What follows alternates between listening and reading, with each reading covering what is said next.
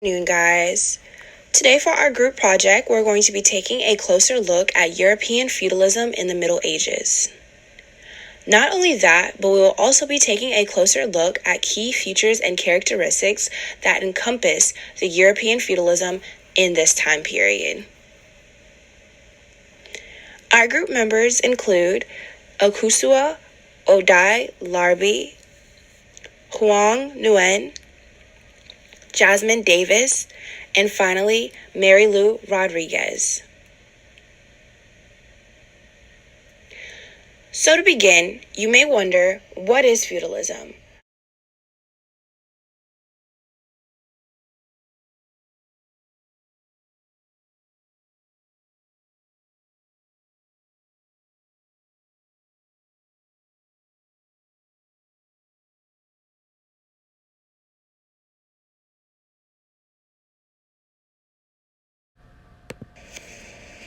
Feudalism was an economic and political system which occurred from the 8th century until about the 15th century. Although feudalism was known in the 8th century, it didn't come widespread nor apparent until about the 10th century, and then again lasted until the 15th century.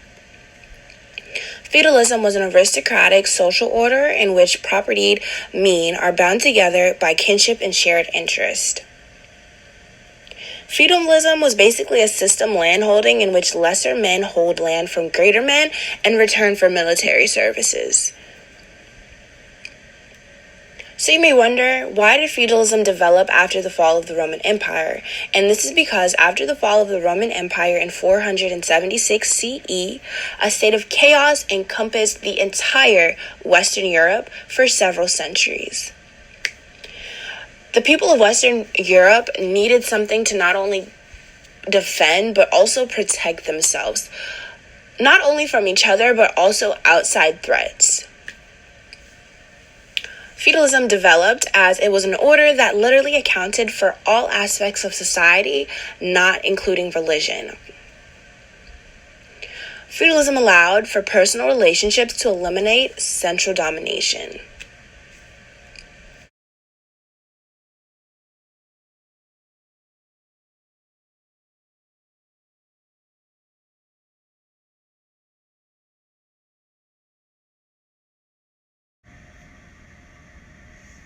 In the feudalism system hierarchy, there are 4 tiers, with the top tier, of course, being the king. The second tier are nobles.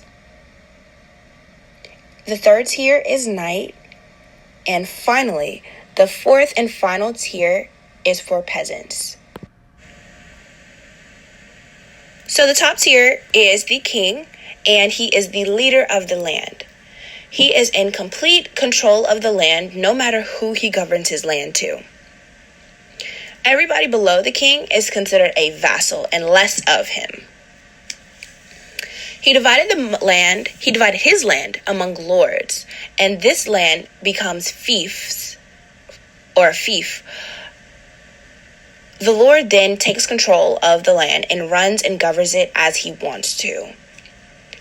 Being that land or these fiefs are the primary and key currency during this time period, you can see why having land meant having power. In return, the lords would give loyalty and soldiers to the king. In the system are nobles, and these are the lords that are basically receiving land straight from the king that they can govern and run how they please. They swear an oath of loyalty to the king, and they are rich and powerful, of course, because they own land. Again, reminder that land is basically currency to these people in this time. They could lease their land to knights or vassals who would fight for the nobles, as well as also fighting for the king. And they set up their own system of justice, money, and even had their own way of running and governing taxes.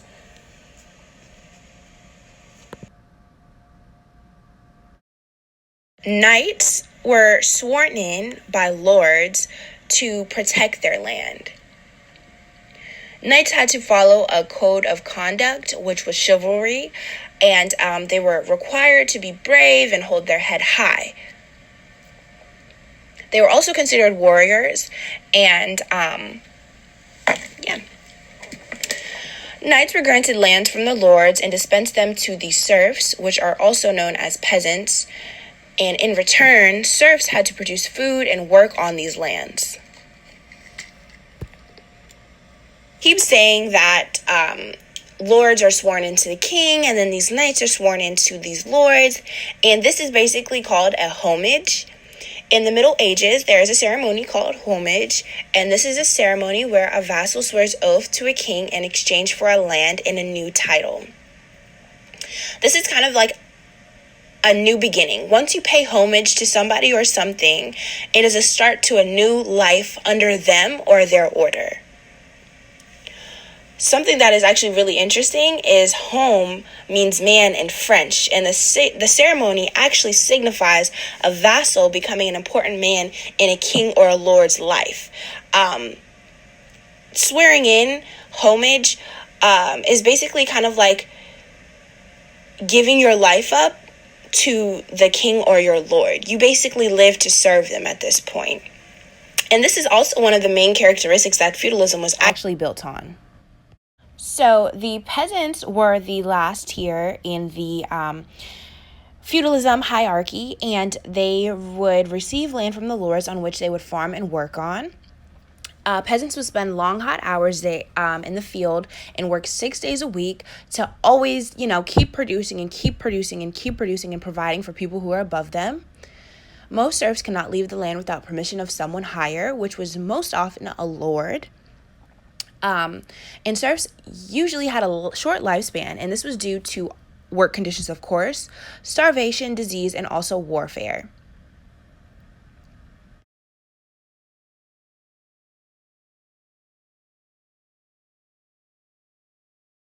So the next thing we're going to be looking at is a manor, which is run by lords who live in a large house, cottage, or castle in a village that forms around them. This becomes a sort of community, and peasants and serfs and workers live in the village, where you can also find a church and farmland which they work on. So this is basically a regular feudalism colony or community or society, whatever you want to call it. After reviewing all of this information, it is kind of hard to process if feudalism was really a help or a hurt to society. But what we are going to do is take a look at some advantages and disadvantages. So some advantages of the feudal system is that the feudal system offered stability to everyone.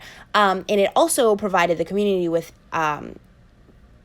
protection from external threats or invasions from outside Europe. Feudalism also provided consistent work, as if you weren't a king or a knight or a lord, you were a worker and a peasant. So you were always working, always producing stuff for higher up and even your own community, and just consistent work. Another advantage is that decisions were made locally between the lords and the people and peasants, and they weren't decisions were not left to be made by people who were thousands of miles away or didn't live locally in the community and could understand what these people were saying and feeling. And yes, also another advantage is that the feudalism was actually basically set up in a way that it benefited all aspects of society. Either if you were rich or you were poor, you are protected. So that was also a really, really big advantage.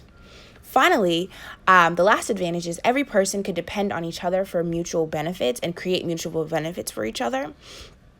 Serfs basically produced food and paid the taxes, as vassals supplied the military and provided protection for everybody. So it was a win-win situation for everybody in the end.